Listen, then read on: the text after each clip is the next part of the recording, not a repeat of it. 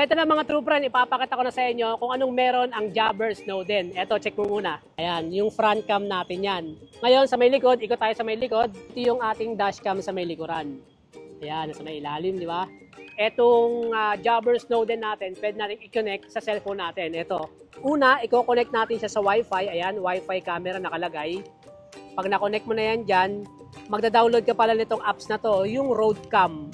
So, hanapin nyo lang Roadcam. Ayan. Tapos, open mo yan. Makikita nyo rito, nakakonected siya sa ating Wi-Fi camera, no? I-open mo lang yun na ganyan. And then, boom! Ayan, no?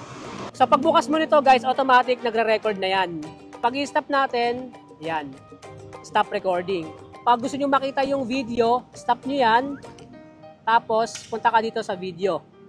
So, lahat ng na-record ng ating dashcam, andyan na. At eto nga pala ang ating actual video na nakaset sa 1080p sa night ride. Ang lakas ng ilaw natin dito dahil gamit natin ang Showwolf LED lights. Pero kapag stock light lang, eto guys, napakalinaw pa rin ng kapaligiran. Talaga namang kitang-kita natin kung ano yung mga nangyayari sa harapan natin, ganoon din sa may bandang likuran. Sa lower part naman ng ating screen, makikita nyo rito yung date and time at yung kilometer per hour na tinatakbo ng ating mga motorsiklo. Sa stabilization naman ng ating camera, makikita nga natin dito na talagang ito ay gumagana. At depende na nga lang yun sa inyo kung saan nyo ilalagay para sa inyo mga motorsiklo. At para nga sa akin ay napaka-importante talaga nitong dashcam para sa ating mga riders. Dahil pwede nga mangyari ang hindi natin mga inaasahan katulad nga ng mga aksidente. Kaya kung magkagulatan man ay meron pa rin tayong hawak na ebidensya. So ikaw true friend, ano ang masasabi mo? Kailangan ba talaga natin ng dashcam para sa ating mga motorsiklo? I-comment mo nga sa baba. So paano? Ride safe and God bless!